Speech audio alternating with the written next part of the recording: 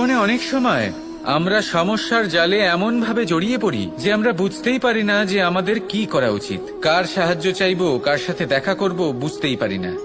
অনেক সময় এমন হয় যে সমস্যা আমাদের থেকে শুরু হয় না, অন্য কারোর থেকে শুরু হয়। অনেক সময় এই সময় এমন খেলা খেলে যে আপনি সেই সমস্যায় ফেঁসে যান। কিন্তু সমস্যা যেখান থেকেই শুরু হোক না কেন, সেই সমস্যার সমাধান আপনাকে করতেই হবে। অনেক সময় মানুষ এমন বলেন, আমার অতীত এত বাজে, সেটা শুধরে কি হবে। এই ভুলটাই তারা করে বসেন।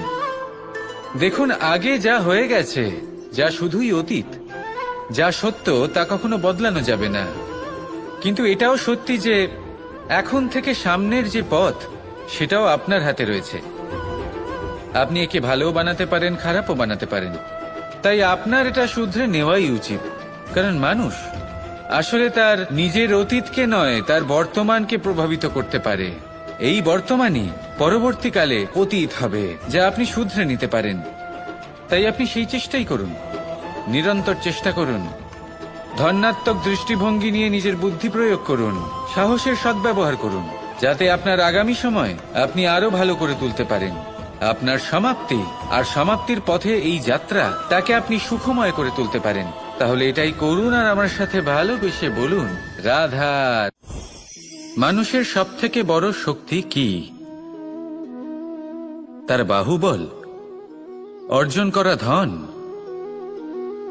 নাকি তার পেছনে দাঁড়িয়ে থাকা তার সমর্থক বা প্রশংসকদের দল, নাকি ঈশ্বরের আশীর্বাদ? সেটা কি? মানুষের সবথেকে বড় শক্তি হলো একটাই, আর তা সকলের মধ্যে আছে।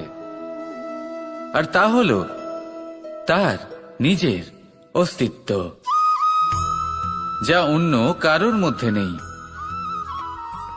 সংসারে অনেক লোক রয়েছেন, কিন্তু কেউ আপনার মতো নন। এটা হলো আপনার শক্তি, এ হলো আপনার নিজস্ব শক্তি। দুর্ভাগ্যবশত বেশিরভাগ মানুষ এটা বুঝতে পারেন না, নিজের শক্তিকে চিনতে পারেন না। কিন্তু যদি আপনি চিনতে পারেন, তাহলে আপনি নিজের অন্তরে অনুভব করবেন একটা অসীম শক্তির অস্তিত্ব। যে সাফল্যের পথে আপনি চলছেন, আপনি দেখবেন যে এই সাফল্যের দ্বার নিজে থেকেই খুলে গেছে। শুধু প্রয়োজন হলো নিজের এই শক্তিকে চিনে নেবার, নিজের এই বিশেষত্বকে বোঝার। কারণ এই যে আপনার বিশেষত্ব, এ কোনোদিনও আপনার থেকে দূরে চলে যাবে না, চিরকাল আপনার সাথে জড়িত থাকবে। যদি আমি বাহুবলের কথা বলি, সময়ের সাথে সেটা চলে যাবেই। যদি কথা বলি অর্জিত ধনের, তাহলে সময়ের সাথে সেটাও চলে যাবে। মিত্র, পরিবার, বন্ধু, আশীর্বাদ, এই সবকিছু আপনার থেকে দূরে চলে যেতে চলেছে, সেটা আপনিও জানেন। কিন্তু এই যে আপনার অস্তিত্ব, আপনার বিশেষ শক্তি, যা শুধু আপনার সাথে আছে, তা চিরকাল আপনার সাথেই জুড়ে থাকবে। দরকার হলো শুধুমাত্র এটা চিনে নেওয়ার, নিজের উপর বিশ্বাস রাখার, আর জীবনে এগিয়ে চলার।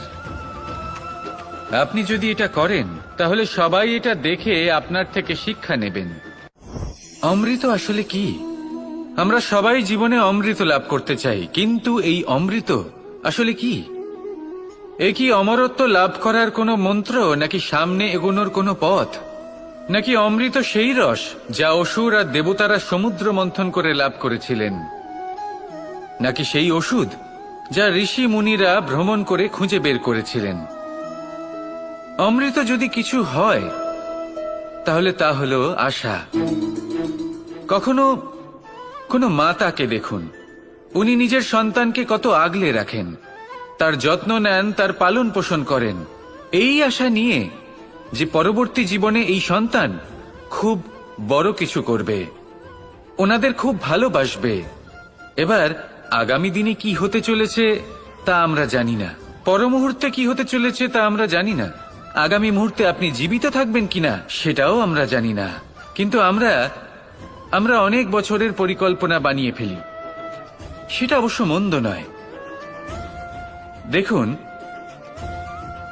জীবন যাপন করার এই আশা, এটাই ভবিষ্যতের আধার হতে পারে।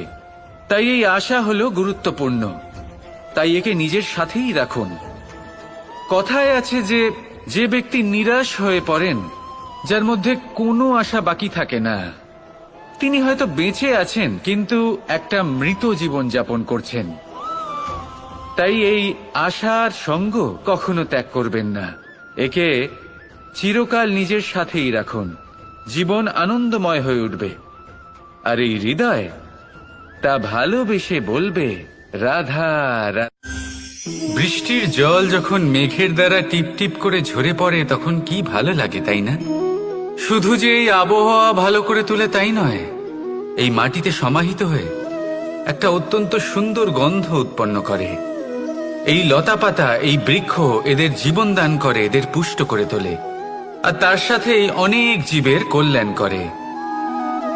কিন্তু ভাবুন, যখন বজ্রপাত হয় তখন কি হয়? এই সমস্ত জলের ফোঁটা অনিয়ন্ত্রিত হয়ে যায়, একটা ভয়ানক বন্যার রূপ নিয়ে নেয়, যা শুধুমাত্র মহাবিনাশ করে।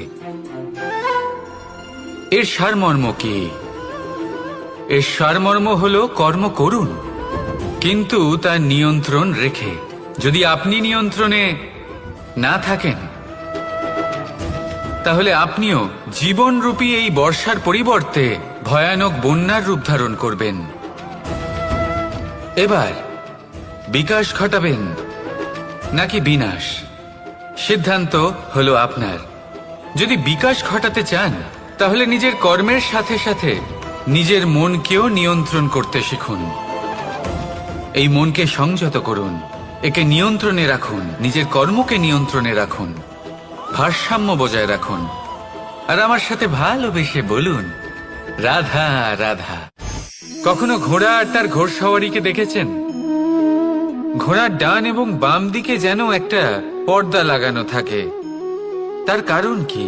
যাতে ঘোড়া অন্য কোনো দিকে দেখতে না পায়, শুধুমাত্র সামনে দেখে আর সেই দিকেই এগোতে থাকে।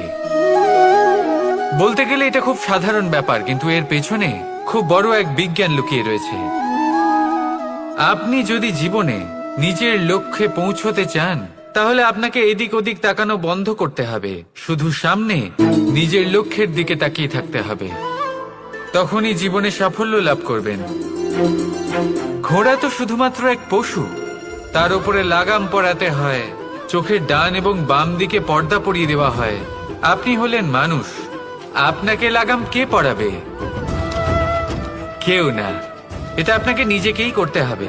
মনের গভীরে প্রবেশ করুন আর আবেগগুলিকে লাগাম পরান, তাদের নিয়ন্ত্রণ করতে শিখুন। আর নিজের দৃষ্টি সামনে, শুধু নিজের লক্ষ্যের দিকে। মনে রাখবেন, যদি আপনার দৃষ্টি শুধুমাত্র নিজের লক্ষ্যে থাকে তাহলে লক্ষ্যভেদ অবশ্যই করবেন। যদি একাগ্রতা এদিক ওদিক চলে যায় তাহলে লক্ষ্য হারিয়ে যাবে। রাধা রাধা। রাজ্য, শাসন, সাম্রাজ্য, সংস্থাপনা, এগুলিকে সফল কখন বলা যেতে পারে? কোনো কোনো বুদ্ধিজীবী বলেন তখন যখন চারিদিকে শান্তি থাকে, কারোর মনে কোনো প্রশ্ন থাকবে না, শঙ্কা থাকবে না। কিন্তু আমার মনে হয় এটা অনুচিত। কোনো রাজ্যের পক্ষে বা কোনো শাসনকালে সবথেকে বড় সংকট তখন আসে যখন সবথেকে বেশি যোগ্য ব্যক্তি বা সবথেকে বেশি বিদ্বান ব্যক্তিও শুধু মুখদর্শক হয়ে বসে থাকেন।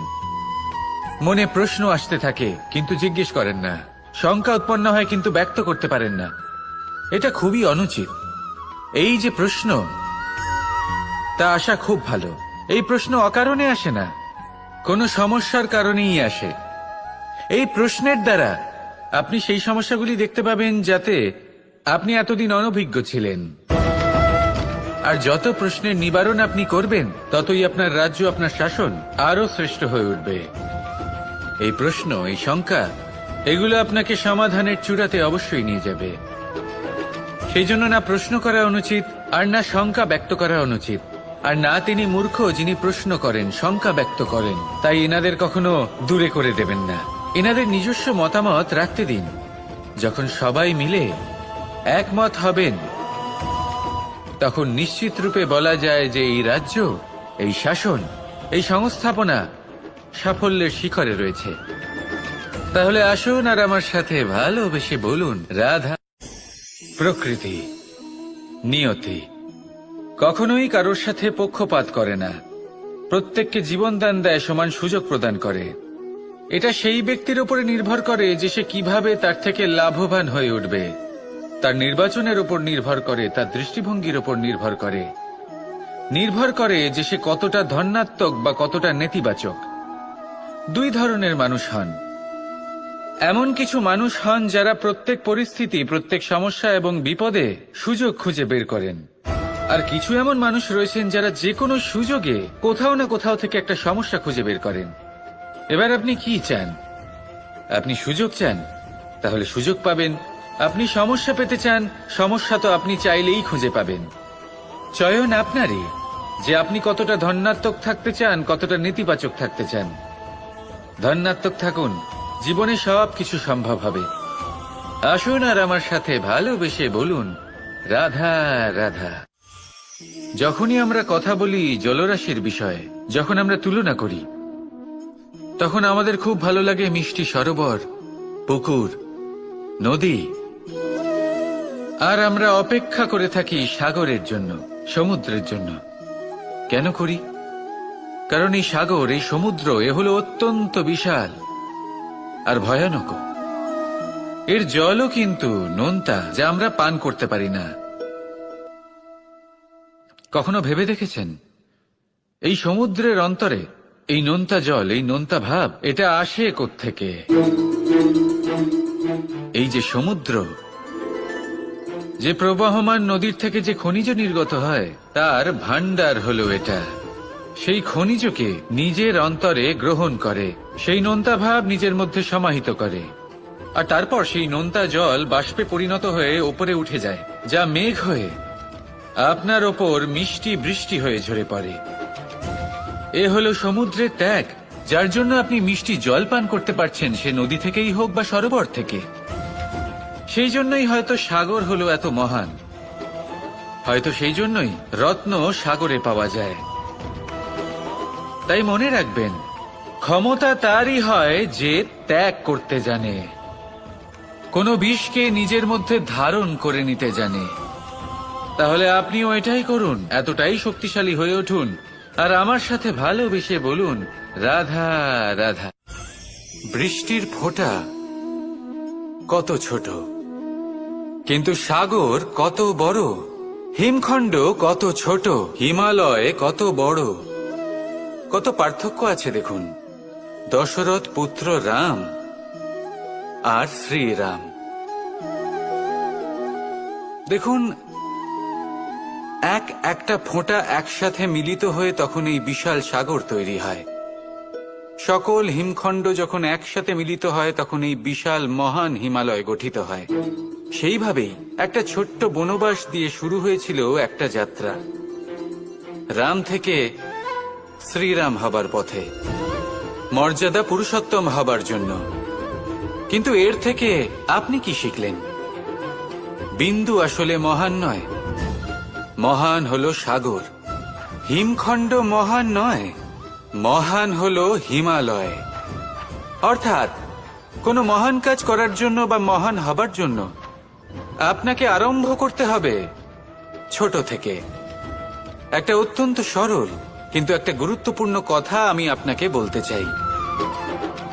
দেখুন, আরম্ভ করার জন্য প্রথমেই আপনার মহান হবার কোনো প্রয়োজন নেই, কিন্তু হ্যাঁ, মহান হবার জন্য প্রথমে আরম্ভ করা অত্যন্ত প্রয়োজনীয়। আপনি যদি শুরুই না করেন তাহলে কখনো মহান হতেই পারবেন না। প্রকৃত নিষ্ঠা দ্বারা আরম্ভ করুন। আপনার পদক্ষেপ, আপনার কর্ম যতই ক্ষুদ্র হোক না কেন, তা করতে থাকুন, নিরন্তর চেষ্টা করতে থাকুন। তারপর দেখবেন এই যে মহানুভবতা নিজে পথ চলে আপনার কাছে আসবে। জীবন, এই জীবন আসলে কি? এ হলো জন্ম থেকে মৃত্যু পর্যন্ত এই সময়। কিছু মানুষ এটা বলে থাকেন যে এই যে নিঃশ্বাস নিচ্ছে, এই হলো জীবন। আর প্রত্যেক ব্যক্তি, প্রত্যেক প্রাণী, তাদের নিঃশ্বাস নির্ধারিত থাকে, নির্দিষ্ট হয়ে থাকে। তাকে সেই নির্ধারিত নিঃশ্বাস নিতেই হয়, তারপর তিনি মৃত্যু লাভ করেন। কিন্তু এটা কি সত্যি?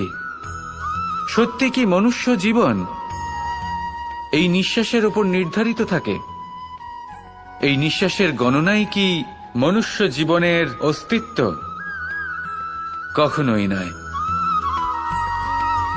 মনুষ্য জীবন শুধু কিছু নিঃশ্বাস নয় যা একদিন থেমে যাবে।